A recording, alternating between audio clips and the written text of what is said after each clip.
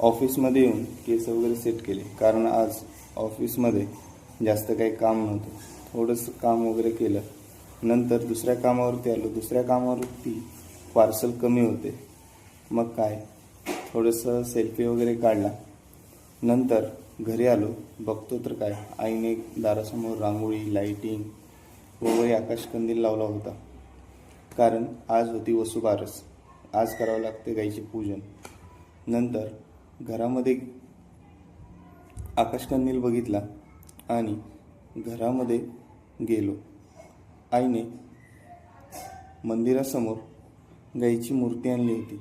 तिची पूजा वगैरे केली व तिने बाहेर जाऊन आज गाईला निवेद वगैरेही दाखवला होता. मस्त पूजा वगैरे झाली आणि संध्याकाळी खाण्यासाठी आई म्हणली बदाम शेक घेऊन. बदाम शेक खात खात आम्ही हास्य जत्रेचा आनंद घेतला. हास्य जत्रा पाहत पाहत खूप दिवस आजचा चांगला गेला होता. थँक्यू.